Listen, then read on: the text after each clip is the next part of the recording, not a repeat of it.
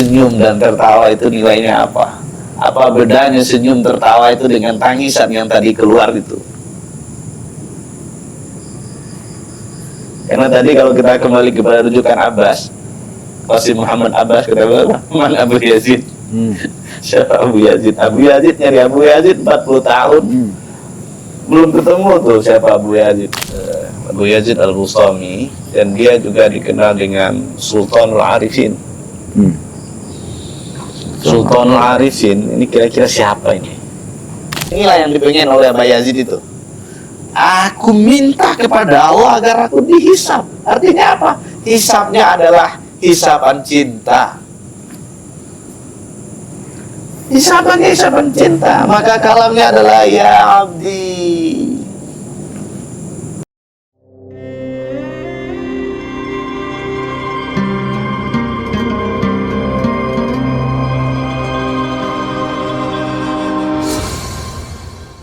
Bismillahirrahmanirrahim. Assalamualaikum warahmatullahi wabarakatuh. Assalamualaikum. Alhamdulillahirrahmanirrahim. Kesempatan kali ini setelah beberapa purnama konten ngopi ini absen di dunia maya, alhamdulillah sekarang hadir kembali, tentunya bersama guru kita Buya Dr. Aldami Putra dan dua orang bintang tamu ini yang luar biasa. Ada Ustaz Dawami Zikri, ada Habib Hussein Laidrus. Tentunya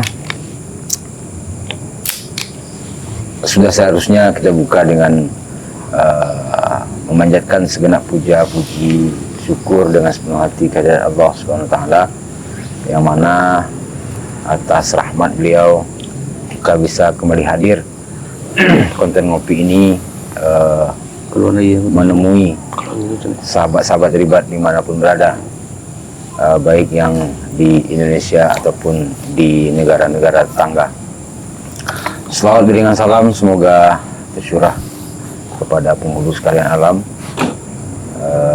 Nabi besar Muhammad sallallahu alaihi wasallam. Sahabatku semua, sebelumnya konten ngopi ini sesuai dengan namanya atau apa namanya, judul kontennya, ngobrol pintar ala sufi. Ini ngobrolin para sufi. Ini kesempatan kali ini atau beberapa episode yang terakhir ini ya Bu ya, kita mengobrolkan atau menceritakan atau menjelaskan atau mendiskusikan tentang para tokoh-tokoh sufi. Nah, kesempatan kali ini kita mencoba membahas tentang Sayyidi Syekh Abu Yazid Al-Bustami, yang mana beliau ini hidup pada, kalau kami tidak salah, abad ke-9. Beliau adalah murid dari seorang yang alim, kemudian yang sangat disiplin, yaitu Syekh Ja'far Shadiq. Mungkin kalau salah nanti Buya Aldo bisa meluskan atau membetulkannya. Nah, tidak berpanjang pengantarnya, kita silahkan kepada guru kita Buya Aldo Putra untuk menceritakan dan menjelaskan kepada kita semua tentang tokoh fenomenal Abu Yazid Al-Bustami. Silahkan Buya. Baik. Sepertinya sudah lama kita tidak formal, karena dikeluarkan oleh host yang fenomenal, Mursal. Cetar membahana. Jadi terasa formal cerita kita tentang Abu Yazid Al-Bustami. Insyaallah kita akan sedikit membincangkan Abu Yazid Al-Bustami. Ada kalam menarik dari Qasim Muhammad Abbas, kata beliau apa? Man Abu Yazid? Wa man ya'rifu Abu Yazid? Abu Yazid yatlub Aba Yazid mundu arba'ina sana fama yajid. Ini kalam dari Qasim Muhammad Abbas. Kata beliau, siapakah Abu Yazid? Siapa pula yang kenal dengan Abu Yazid? Abu Yazid mencari Abu Yazid itu sejak 40 tahun. Belum juga ketemu ya.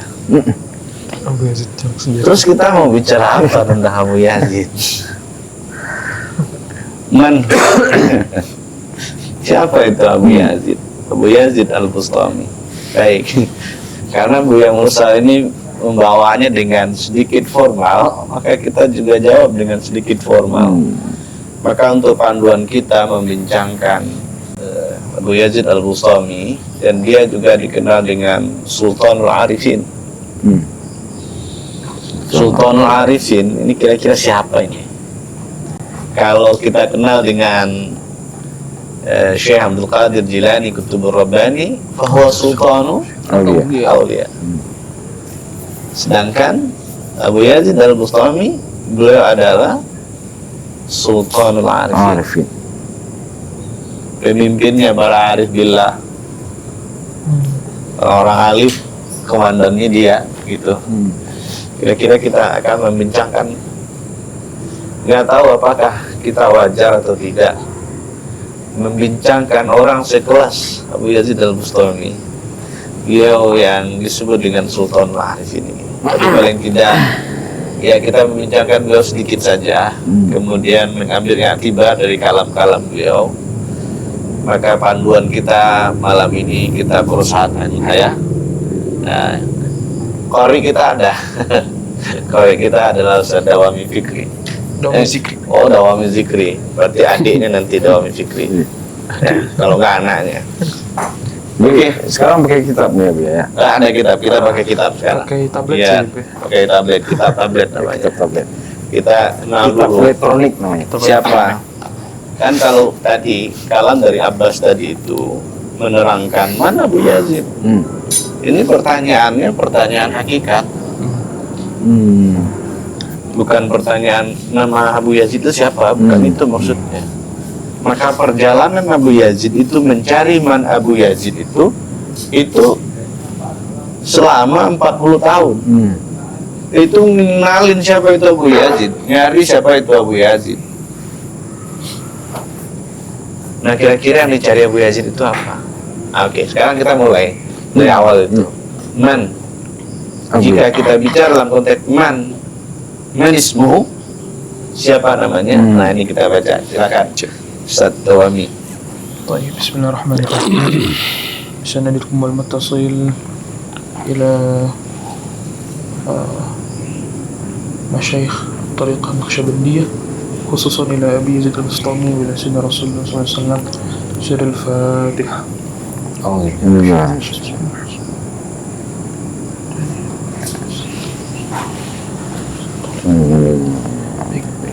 بسندكم المتصل إلى الإمام أبي يزيد البسطامي وهو سلطان العارفين Abu Yazid Al-Bustami radhiyallahu anhu. Ya. Beliau itu digelari dengan Sultan Al-Arifin sebagaimana yang dijelaskan Buya tadi. Pemimpinnya para arif billah, Abu Yazid Al-Bustami radhiyallahu anhu. Ismuhu, nama beliau adalah Taifur bin Isa bin Adam. Kana jidduhu Nasraniyan fa aslama. Kakek beliau itu dahulunya merupakan seorang Nasrani, lalu beliau masuk Islam. Karena qaddasallahu sirrah min aqrani Abi Hafs Al-Haddad wa Yahya bin Mu'adz. Beliau Abu Yazid atau Taifur bin Isa bin Adam itu qaddasallahu sirrah merupakan sahabat dari Abi Hafs Al-Haddad dan Yahya bin Mu'adz. Yahya bin Mu'adz itu Buya juga pernah menyampaikan bahwa beliau salah satu yang meriwayatkan perkataan man arafa nafsahu faqad arafa rabbahu, termasuk tadi ya. Walaqi Asy-Syaqiq Al-Balkhi ya. Dan Abu Yazid itu juga bertemu dengan Imam Asy-Syaqiq Al-Balkhi. Jadi Ya. qala qaddasallahu sirrah ma ziltu asuqu nafsi ila Allah ta'ala wa hiya tabki ila an saqatha wa hiya tadhhak. Imam Abu Yazid pernah berkata, aku senantiasa menggiring jiwaku atau nafsiyahku menuju Allah Subhanahu wa Ta'ala, yang mana kondisi jiwaku itu senantiasa menangis. Menangisnya sampai kapan? Sampai Tuhanku menyiraminya atau menuangi. Oke. Dan ketika itu jiwa aku itu tertawa. Baik, sampai di situ dulu. Kita bicara Abu Yazid. Tadi Sultanul Arifin itu pangkat beliau. Nama beliau tadi siapa? Taifur bin Isa. Ya, Taifur bin Isa. Beliau lahir sekitar 188 Hijriah atau 804 Masehi. Kemudian dia wafat 261 Hijriah atau 875 Masehi. Dia di mana ini? Lahirnya di mana? Persia. Enggak ada di sini. Lahirnya di Bustam. Di Bustam.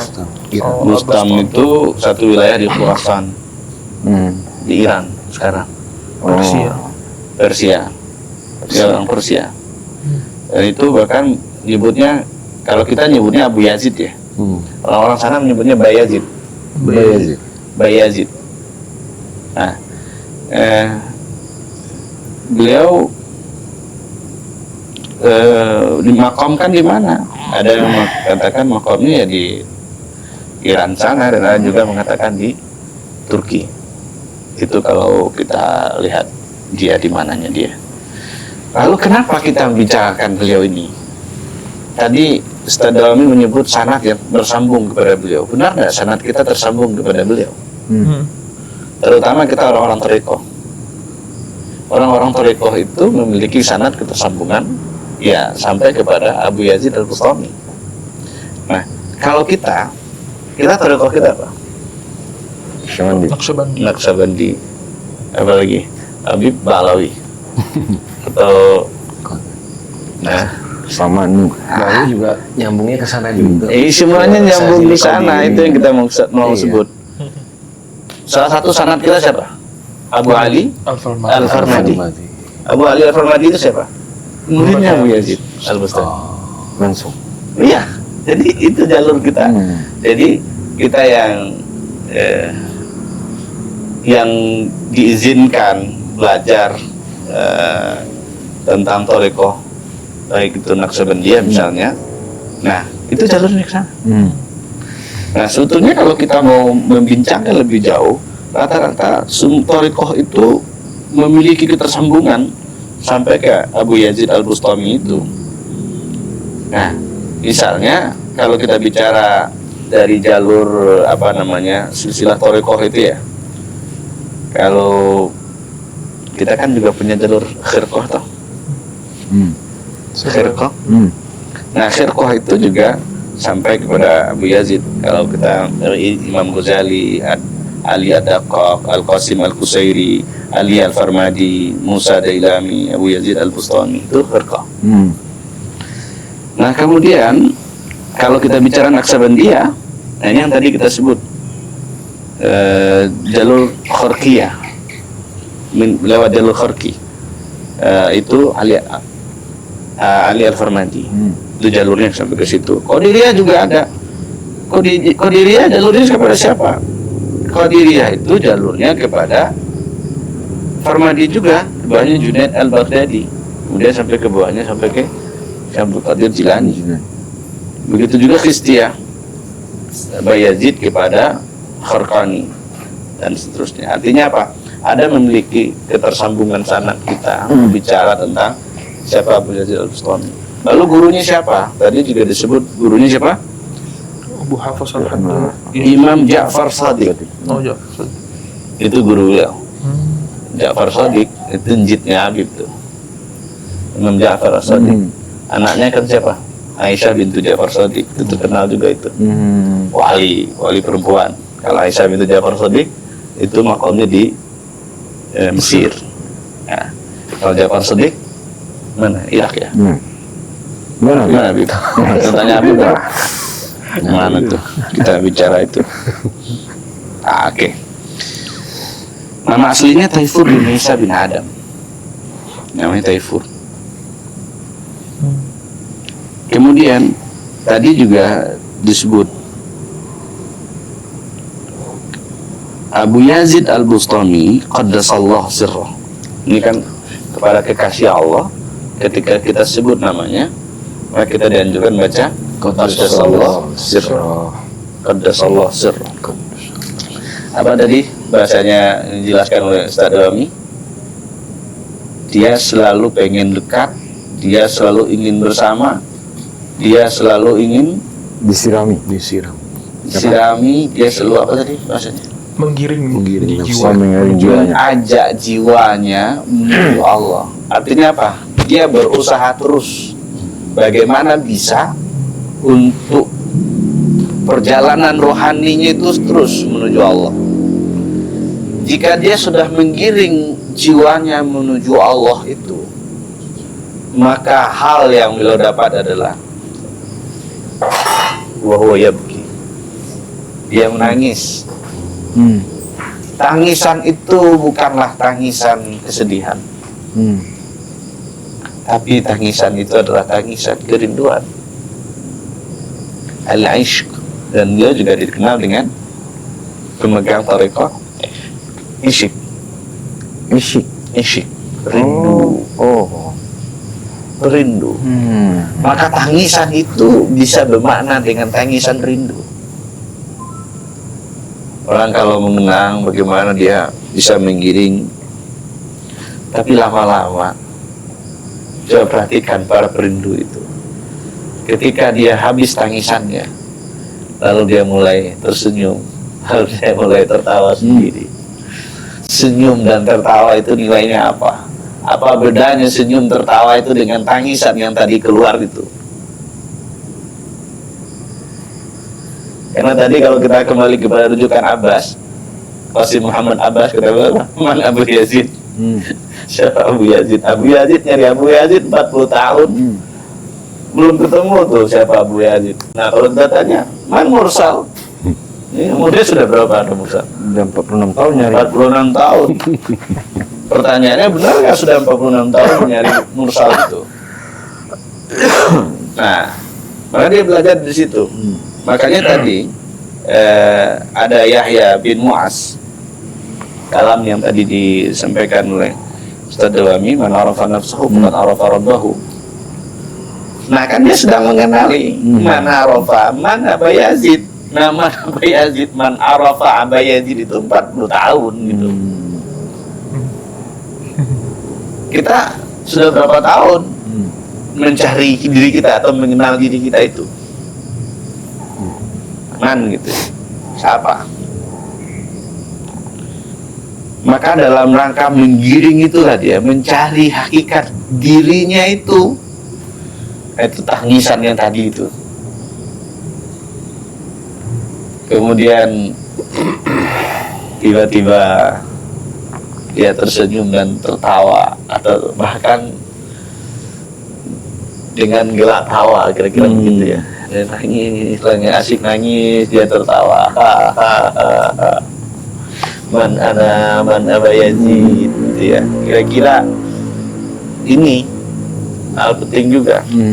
Ternyata dalam tangisan di sini poinnya apa? Antara tangisan dan tertawa itu sama aja bagi Abu Yazid ketika dia mau menuju Allah. Tangisan itu terkadang banyak palsunya kan? Tapi kalau tangisan karena Allah itu sesungguhnya. Sama kita zikiran, kadang dikasih nangis, kadang tak nangis. Nah pertanyaannya, ketika zikiran nangis dan tak nangis itu kita berbeda enggak? Ini Abu Yazid menggambarkan kepada kita, dalam nangis kamu bisa tertawa, dan dalam tertawa kamu bisa nangis. Atau tertawa itu karena sudah ada sesuatu yang beliau dapatkan, atau mungkin ibarat kata orang rindu ya. Jadi kalau rindu udah ketemu dengan yang dirindui, Tertawa itu adalah bentuk keheranan. bukan ketemu dengan yang dirindui. Itu keheranan itu, hayran. Coba kalau kita merenungi diri, lalu tiba-tiba kita heran, muncul nggak tertawa sedikit? Ini tertawanya bukan tertawa bahak-bahak loh, Tersenyum loh. tapi gitu kira-kira. Dia coba merenungi dirinya itu. Nah, Ini paling ajib lagi nih. Lanjut ya. Lanjut. Oh kalau itu. وقال رأيت رب العزة في المنام فقلت كيف الطريق إليك يا ربي فقال إن تركت نفسك فقد وصلت. Dan juga Abu Yazid Al-Bustami pernah berkata, suatu ketika aku pernah bertemu atau bermimpi dengan Allah Subhanahu wa Ta'ala, memandang Allah Subhanahu wa Ta'ala dalam mimpi. Lalu aku berkata, ya Allah, bagaimana cara sampai kepada Engkau? Faqala, lalu Allah menjawab, in tarakta nafsaka faqad wasalta.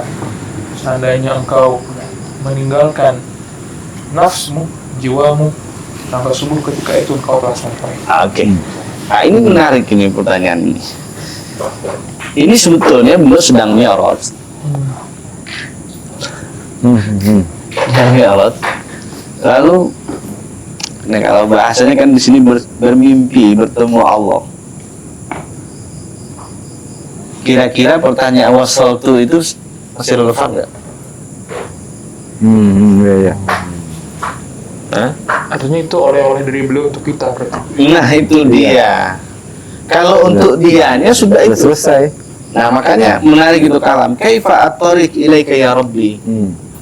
Dia bertanya langsung. Ketika dia bertanya langsung itu kira-kira dia usul tidak? Sudah. Usul. Nah kira-kira dia posisinya ketika itu bermukallama, bermuhaddatsun. Dia muhaddatsun. Bercakap dengan Allah, bercakap-cakap dengan Allah. Dia bertanya, bagaimana cara jalan menujumu, wahai Allah? Allah menjawab, in tarakta nafsaka faqad wasalta. Jika engkau meninggalkan nafsiyahmu, maka engkau telah sampai. Maka begini, dalam bab usul terkadang orang itu memahami usul itu ada hadnya. Seperti orang ke musola, berarti nyampe di musola berarti sudah tersampai. Allah kan tidak ada had. Udah nggak ada batasnya. Tidak ada jihad. Ya. Tidak ada jarak. Tidak ada ruang, tidak ada waktu. Terus bagaimana makna usul Allah? Nah ini gambarannya. Jadi jika engkau telah meninggalkan nafsiyah, ini babnya bab ego ya. Isinya apa ini? Meninggalkan nafsiyah, isinya fana. Isinya fana itu. Amar Allah atau ini intarakta nafsaka faqad wasalta. Jika engkau meninggalkan nafsiyahmu, engkau sampai. Meninggalkan nafsiyah itu gimana? Nah ini yang selalu kita belajar bersama-sama, bagaimana nafsiyah ini tunduk kepada ruhiyah. Keinginan kita tidak lagi keinginan nafsiyah. Nafsiyah itu poinnya apa? Ananiyah. Jadi ananiyah kita itu mesti dilebur dengan ananiyahnya Allah. Jika selama ananiyah itu masih ada, maka kamu tidak bakalan sampai kepada Allah. Jika kamu masih merasakan kamu berada, dirimu ada, kamu tidak bakalan sampai kepada Allah. Makanya kalam wujuduka zambun la yuqasu alaih itu apa itu isinya? Itu isinya kan ngaku diri kita ada, ngaku keberadaan kita. Dan meninggalkan, menyadarkan kita itu juga bahagian dari meninggalkan nafsiyah itu. Kalau kita merasakan ada itu dosa, itu bagi orang arifin itu dosa. Apa kaidahnya itu, Ustaz Dawami? Al-hasanat abrar sayyiatul muqarrabin. Tentu kalam wujuduka zanbun itu tidak mungkin diukur dengan orang awam, begitu. Tapi dia sesuai dengan levelnya. Sudah sholat isya toh? Oh belum. Bisa belum ya? Belum. Sholat maghrib sudah? Oh sudah. Itu saya yang sudah sholat maghrib atau apa? Ya kebetulan diizinkan orang. Masya Allah.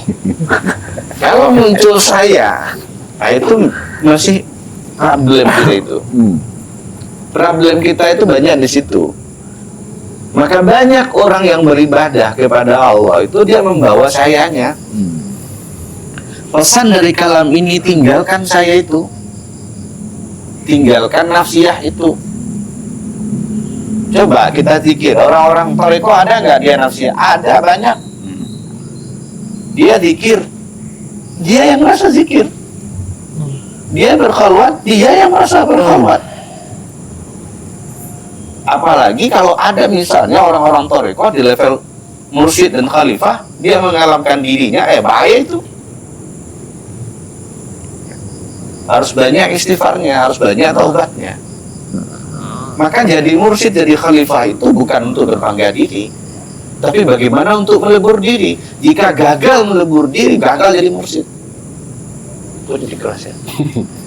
Ya harus. Nah kita mesti lebur. Ini kalau kita pakai standar ini, nggak layak kita jadi mursyid. Kalau kata orang nggak kita mursyidin gitu. Kita kan layak jadi mursyid.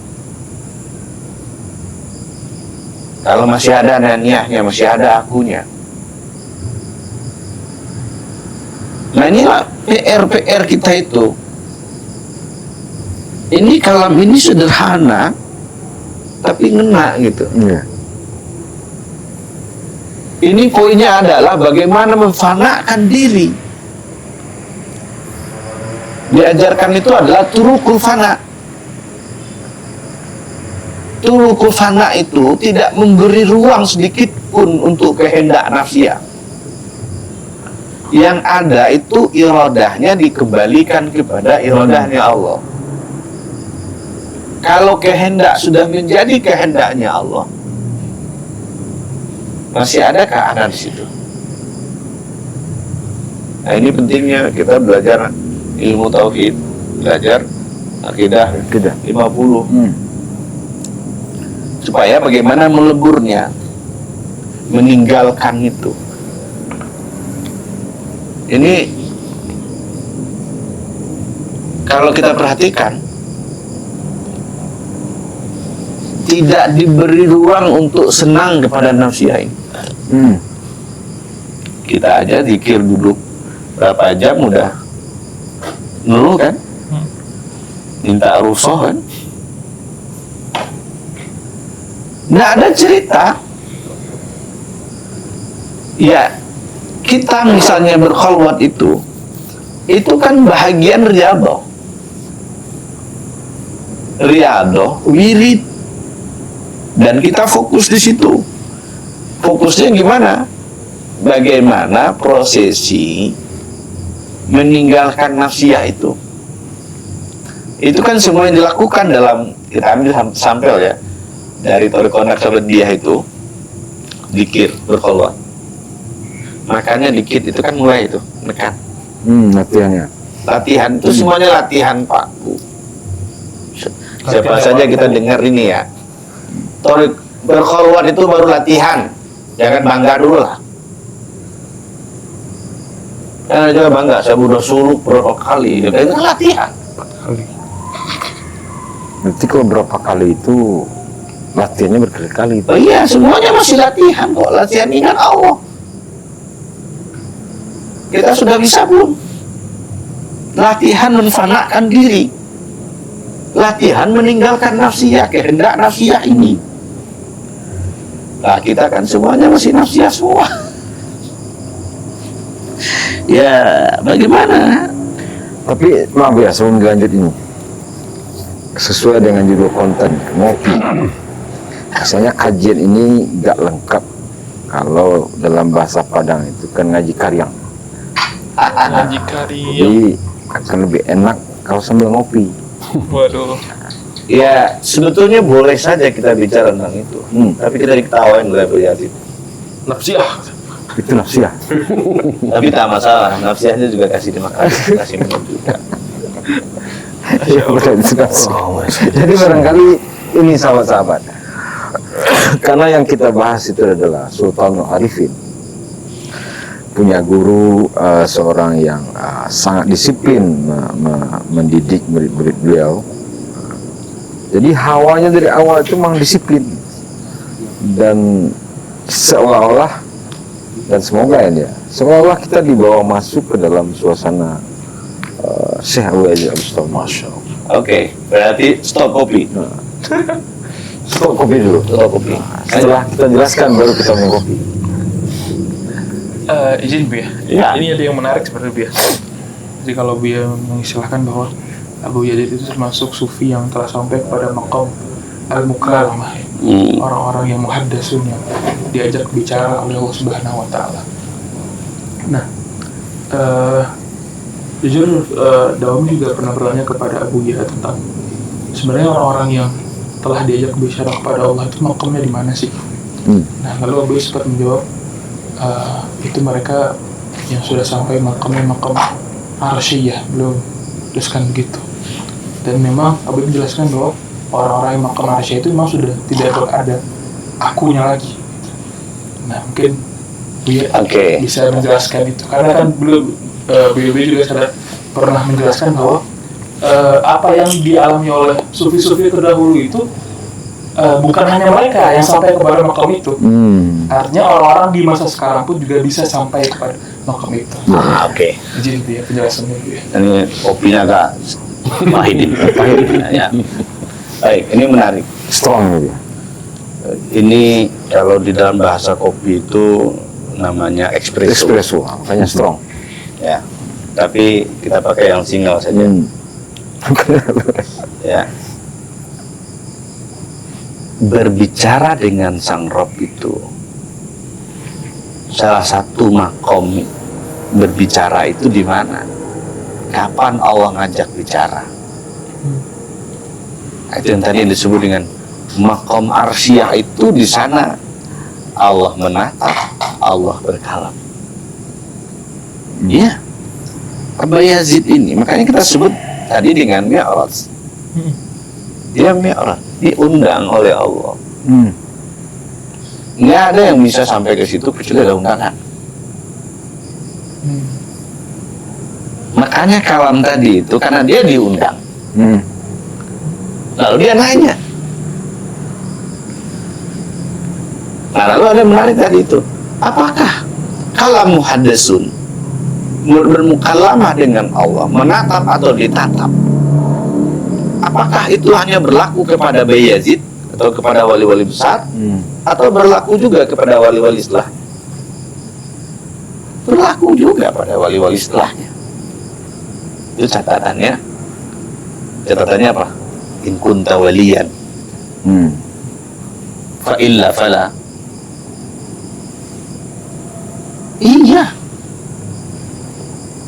Tapi kan sebelum itu dia intarakta nafsak wasalta. Syaratnya itu dulu. Beresin dulu urusan nafsiyahmu. Kita yang nggak beres-beres kan urusan nafsiyah ini.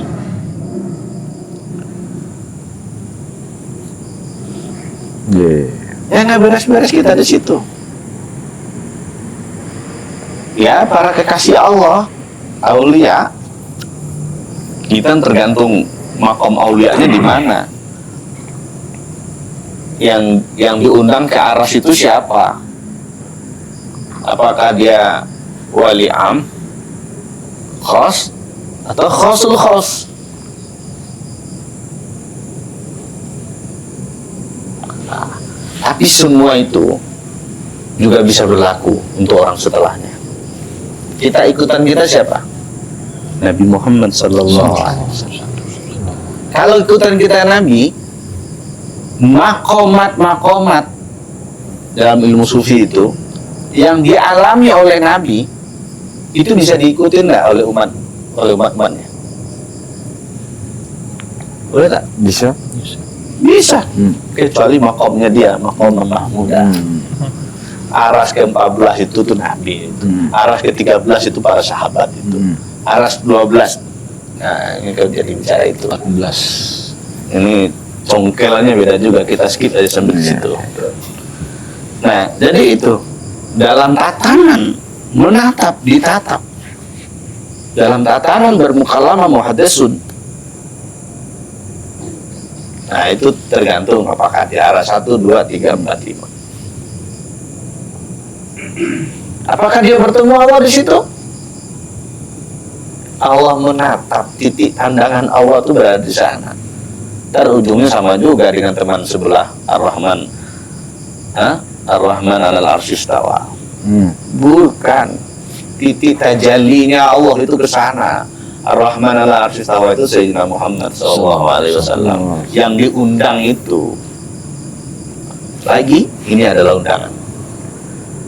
Lalu pertanyaan berikutnya yang tadi kita ulang lagi, tinggalkan nafsiyahmu, maka beribadah tidak boleh dengan ego, berzikir juga tidak boleh dengan ego. Ini ananiyah.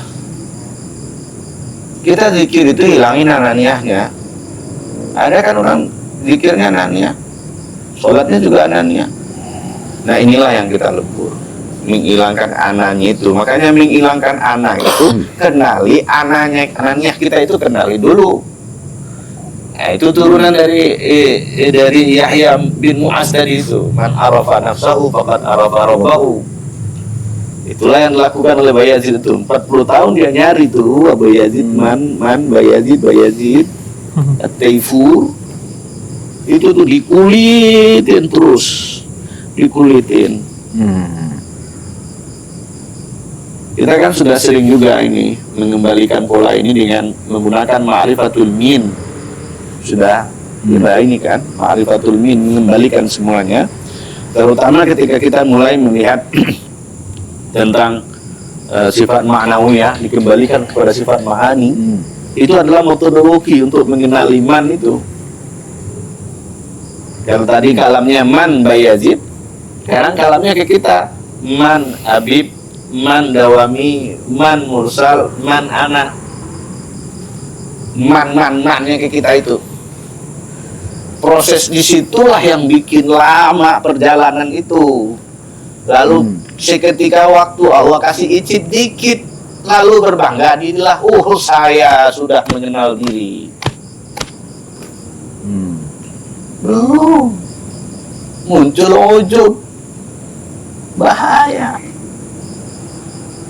Makanya semua afatul qulub itu diberesin semua. Jadi memang nggak ada ruang untuk kita ini untuk memberikan argumentasi nafsiyah. Nggak ada cerita ruang untuk nafsiyah itu, tidak ada dikasih ruang. Mau argumen apapun nggak diterima. Kalau kita pengen memang benar-benar meninggalkan nafsiyah itu. Meninggalkan nafsiyah berarti nggak ngurus nafsiyah lagi, nggak begitu juga. Ya. Nggak begitu. Meninggalkan kan bukan berarti membunuh kali ya. Bahasa kerennya itu membunuh nafsiyah itu. Bagaimana membunuh nafsiyah? Itu dia mutu qabla anta mutu. Itu membunuh nafsiyah. Matikan dirimu sebelum mati. Matinya gimana yang tadi itu? Kita tidak punya irada, yang punya irada Allah.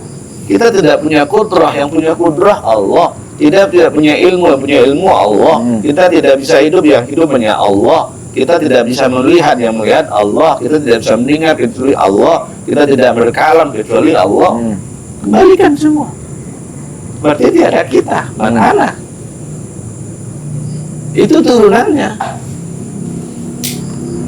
Lalu ketika kita kalamkan fana, jika tak terasa diri, tak ada, itu yang tadi disebut 40 tahun tak ada Bayazid. Apa makna tak ada Bayazid? Memang Bayazid fil haqiqah mafi. Tidak ada secara hakikat itu Bayazid itu nggak ada. Hatta kita pun begitu. Apabila kita bicara dalam konteks hakikat, nggak ada kita.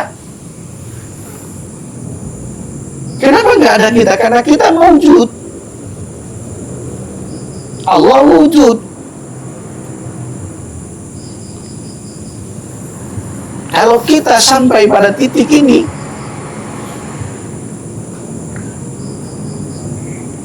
kesimpulannya apa? Al-mawjud bila waw, bila mim. Al-mawjud bila mim. Kita kembalikan dia. Itu kan wujud, itu kan sifat kan, bukan zat kan, Bukan. sifat. Ya belajar nih kita di sana, mulai pelan-pelan. Oke, lalu berikutnya ada pertanyaan berikutnya. Ini kan baru cara ninggalin. Jika kamu meninggalkan din nafsiyahmu, maka kamu akan sampai. Pertanyaan berikutnya apa? Wasuila bi ayyi syai'in wajadtu hadhil ma'rifah. Bagaimana caranya aku bisa mendapatkan makrifat ini? Bagaimana caranya?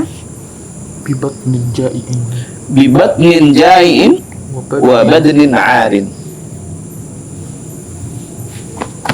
Turut Yang kosong. Oh.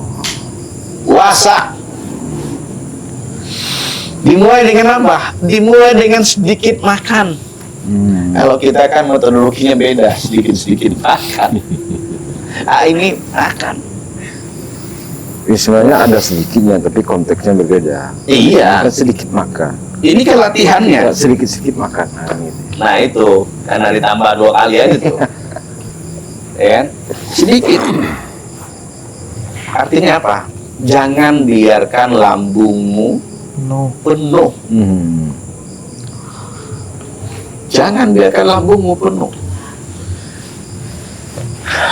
Kalau kita ingat misalnya cerita dalam kitab Nafahat Ilahiyah Syekh Muhammad Abdul Karim Sambani itu, salah satu caranya apa? Sedikit minum.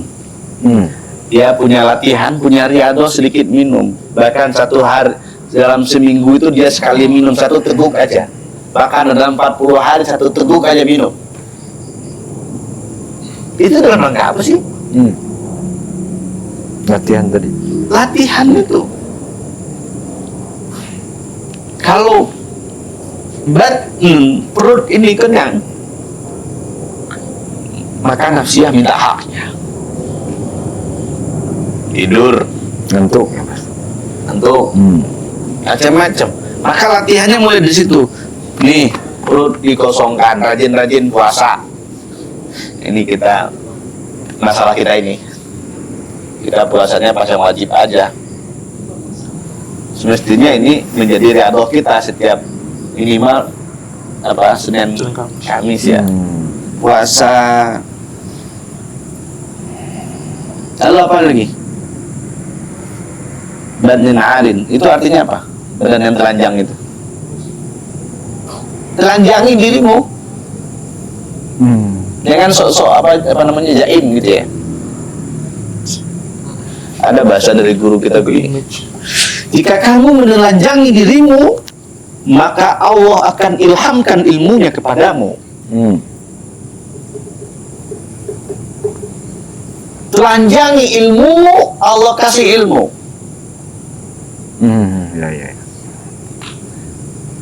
Jadi jangan sok-sokan gitu. Kita kan banyaknya sok-sokan. Merasa. Maksud saya itu banyaknya sok-sokan. Ya aku aja, kita nggak punya apa-apa. Maka menghadap Allah itu jangan bawa aneh mursyid. No. Apalagi bilang presiden. Apalagi lain-lain ya. Hinakan dirimu. Ngadap itu dengan menghinakan, menelanjangi semuanya, kan tidak ada aneh. Mafi ana.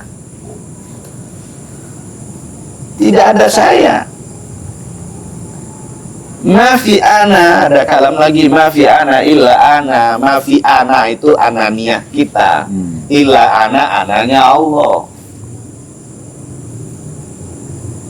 Itu PR kita itu tuh. menafikan nafsiyah, menafikan ana itu nelanjangin itu, membuka itu nggak ada. Telanjanginlah dirimu, telanjangin diri kita ini. Tapi jangan dipahami ntar buka baju pulang, nggak begitu juga. Jangan harfiah. Kita kan seringkali jaga image.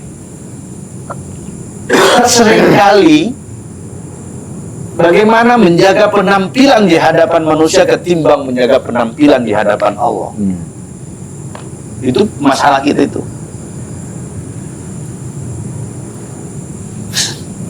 Menelanjangi diri.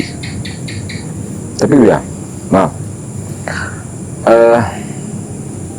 Kalau kita lihat dari ungkapan dalam kitab ini, pertama mengendalikan nafsiyah, kemudian apa tadi?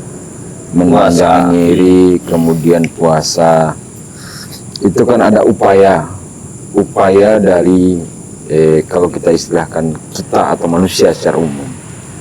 Nah, di lain sisi tadi ada undangan dari Allah. Ini supaya tidak nafsiyah lagi, kita merasa kita berzikir, kita merasa kita yang beribadah, kita yang merasa kita telanjang, kita yang merasa kita yang berpuasa. Apakah ini tarikan dari atas undangan tadi itu, atau sampai proses mana kita yang latihan itu? Oke. Sebelumnya kita pernah bahas di Mutmainnah. Riyadhah nafsiyah itu sampai mutmainnah. Tenang, baru perjalanan dimulai. Perjalanan dimulai masuk radiyah mardiyah. Artinya apa? Semuanya itu adalah undangan. Maka dalam bahasa tadi sampai itu, kenapa bahasanya meninggalkan? Jika kamu meninggalkan nafsiyahmu, maka engkau sampai.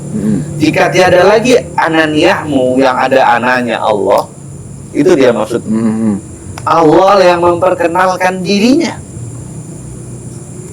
Jadi kita nggak bisa kenal Allah. Yang memperkenalkan dirinya itu hanya Dia yang memperkenalkan. Pertanyaannya, memperkenalkan dirinya Dia itu kepada siapa? Dia memperkenalkan Dia kepada dirinya. Nah, itu yang tadi. Fana lebur itu. Ketika berada pada level fana, maka dia masuk pada ranah baqa'i.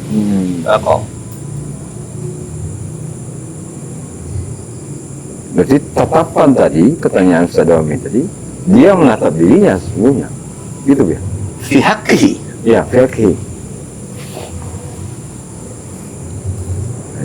Tapi jelas fana. Bukan fana-fanaan ya? Nah, bukan fana-fanaan itu. Oke. Oke, ada pertanyaan? Tapi hebatnya Allah, ketika Allah memandang yang pada hakikatnya pandangan itu kepada dirinya juga. Cuma kita diberi rasa gitu, gimana tuh penjelasan itu? Allah itu bukan hanya hebat, tapi maha hebat. Apapun bisa. Apapun bisa. Tadi sedikit, jika muncul rasa merasa,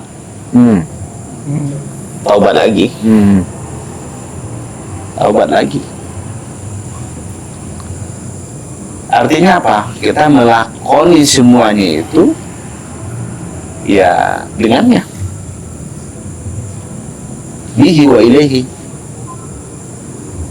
Jika muncul rasa, walaupun tadi Allah kasih rasa,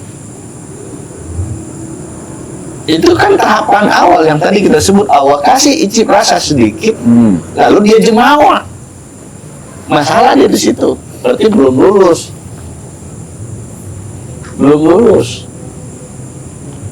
Berarti belum meninggalkan nafsiyahnya. Belum meninggalkan nafsiyah. Nah, itulah PR kita.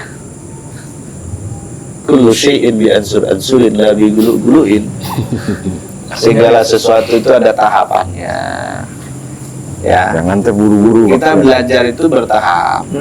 Kadang kan begini, banyak kita itu masalah kita di mana? Guru yang makomnya di sana, kita sok makomnya sudah di sana juga. Iya, iya, iya. Oke, kita lanjut lagi. Lanjut ya. Lanjut kita. Siap, bismillah. Wa qila lahu, dan suatu ketika Abu Yazid Al-Bustami pernah ditanya, ma asyaddu ma laqita fi sabilillah ta'ala. Wahai Abu Yazid, apakah apa yang paling dahsyat yang kau temui selama perjalananmu menuju Allah Subhanahu wa taala? Yang paling dahsyat yang kau temui apa? Lalu Abu Yazid menjawab, la yumkin wasuhu. Gak mungkin aku ceritakan, gak sanggup aku untuk ceritakan. Lalu digantilah pertanyaan, faqila ma ahwanu ma laqita nafsaka minka. Lalu saya ganti dari pertanyaannya, apa yang paling ringan yang kau temui dari dirimu dalam menapaki jalan menuju Allah? Lalu Abu Yazid menjawab, amma hadza fana'am. Nah, kalau ini soalnya, oke, saya jawab. Yang paling rapuh. Iya, paling rapuh itu.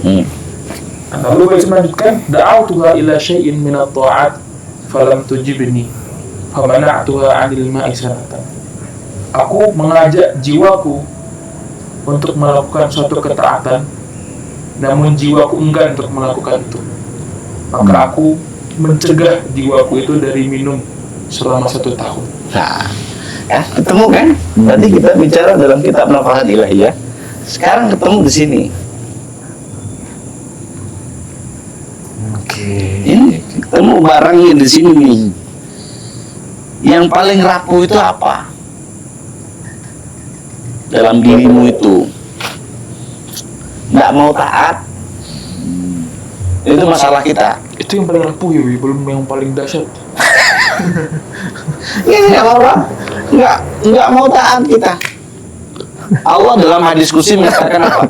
Ati'ni.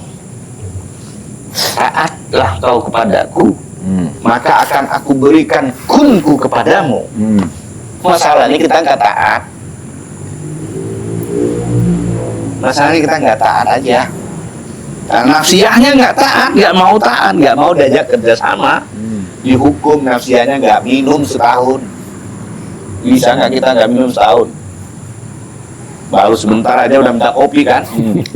Karena juru kontennya ngopi. Iya, karena juru kontennya ngopi kan. Diketawain sama Mbak Yazid, nggak boleh kopinya masuk.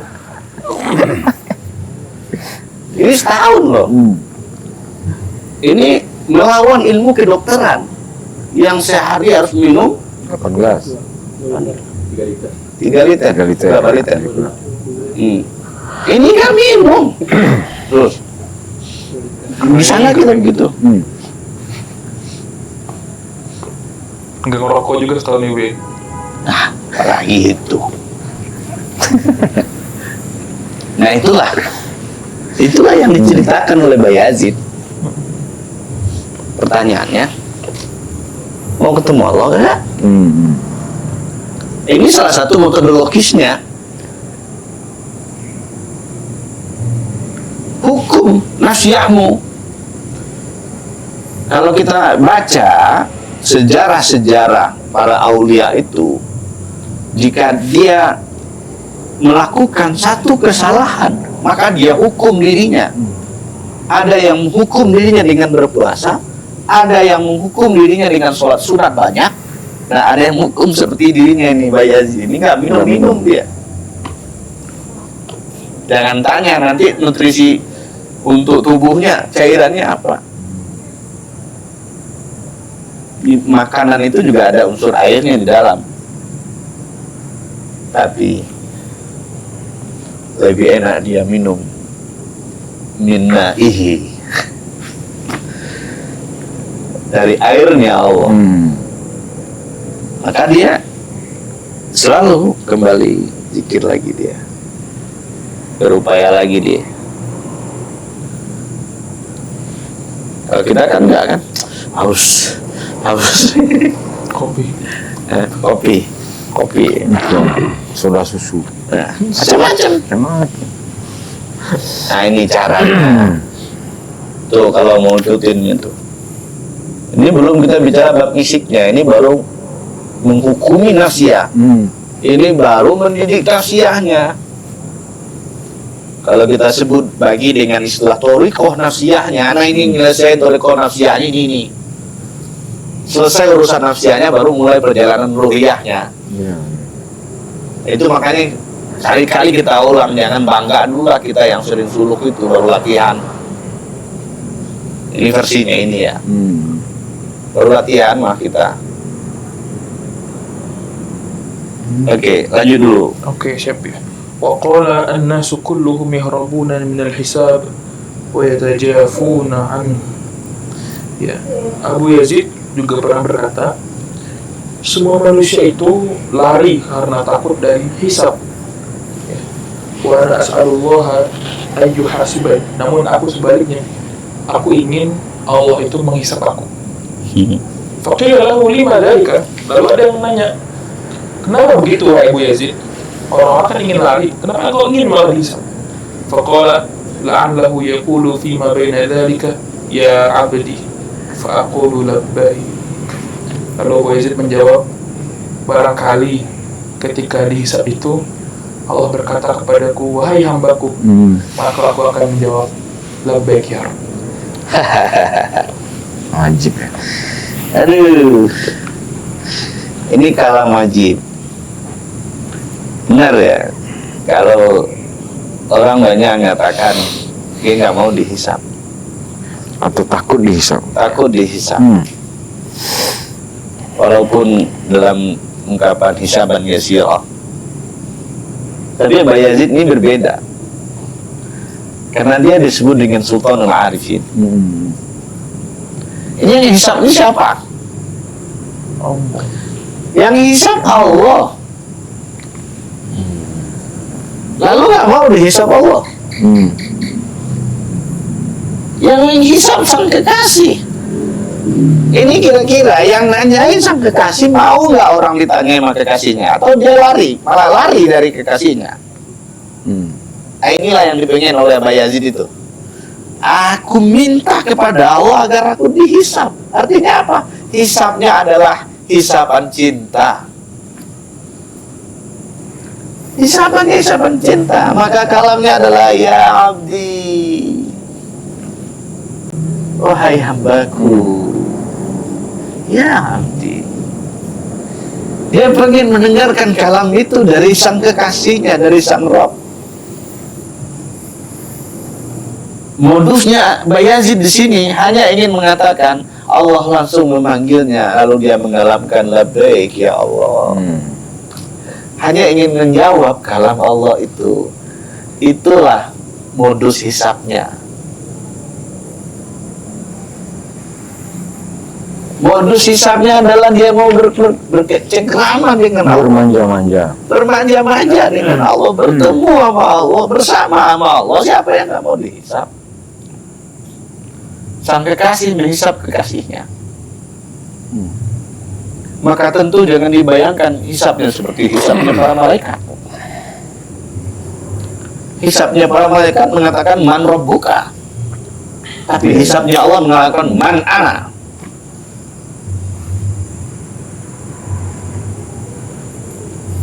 Nah ini yang disebut dengan al-ishq, kerinduan ingin ditanya oleh Allah. Habib mau nggak ditanya sama Allah, Habib? Kalau Allah nanya bukan nanya man rabbuka, Habib, tapi Allah tanya man ana, bukan man rabbuka.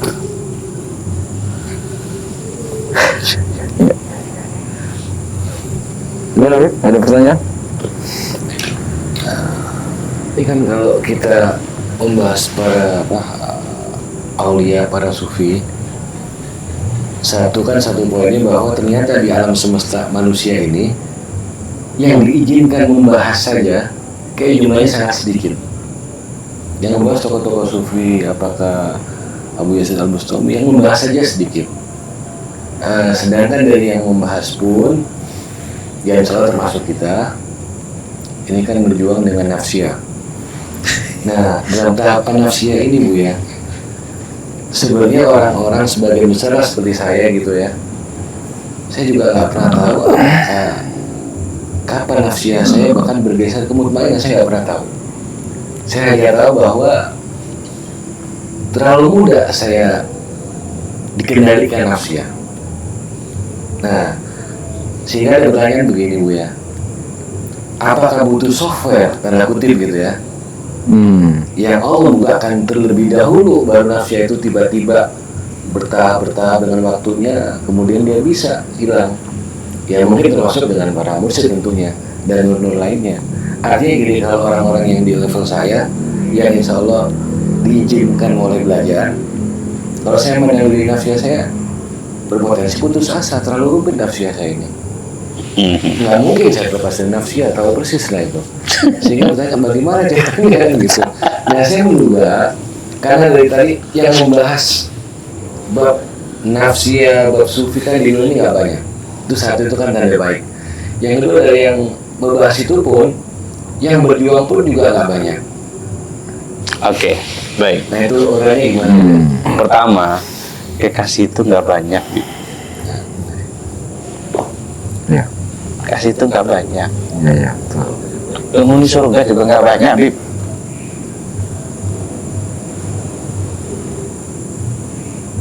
Dan itu kita berharap bersamanya.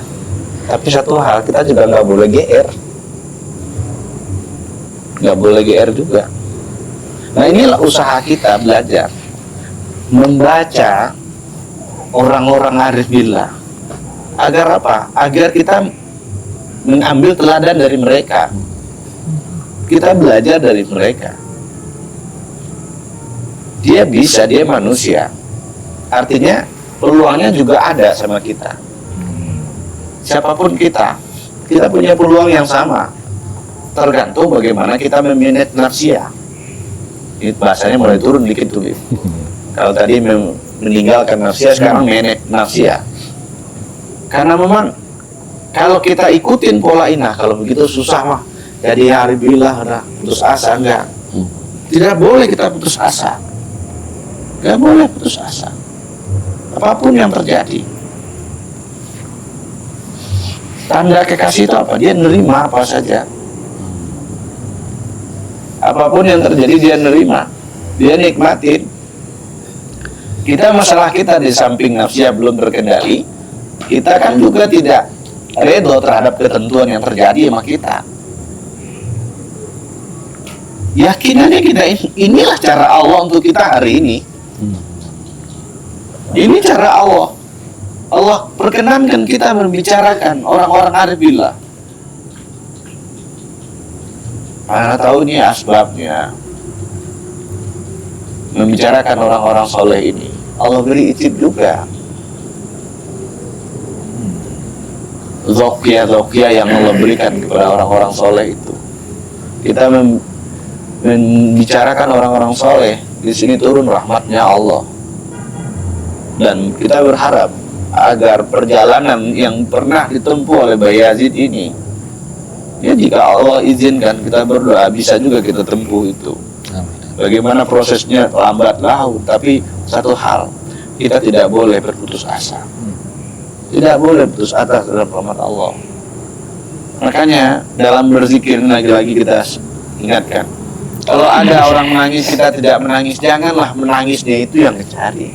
Jangan tanya, kenapa ya orang zikir dia nangis ya? Kok nggak ada nangis-nangisnya? Nggak, kita tidak cari nangis. Yang penting kita sadar ingat Allah udah. Ingat Allah. Dan kita belajar pelan-pelan. Ini yang tadi kita sebut semuanya bertahap. Ya mulai pelan-pelan menyebut nama Allah. Pelan-pelan mengendalikan nafsiyah. Setelah kendalikan, baru nanti ada perubahan. Dalam bahasanya Syekh Abdul Qadir Jilani itu apa? Mengganti nafsiyah dengan ruhiyah secara totaliti. Artinya apa? Gerak yang terjadi itu adalah gerak ruhiyah, bukan gerak nafsiyah. Kalau kita kan masih gerak nafsiyah. Jika masih gerak nafsiyah, maka sholatnya juga masih sholat nafsiyah. Ibadahnya masih ibadah nafsiyah. Nah itulah yang kita belajar, bagaimana menekan nafsiyah itu. Makanya riado yang diberi guru itu jangan protes, kerjakan saja. Contohnya begitu. Itu gunanya apa? Ya untuk menekan nafsiyah itu. Belajar dari situ. Barangkali itu ya, semoga kita juga Allah izinkan mi'raj kepadanya dan bisa bermukalamah dengannya. Allahumma ja'alna minal arifin wa ja'alna minal muhibbin wa ja'alna minal muqarrabin. Allahumma ja'alna min wa ilaik. Wassallallahu ala sayyidina Muhammad. Assalamualaikum warahmatullahi wabarakatuh. Waalaikumsalam.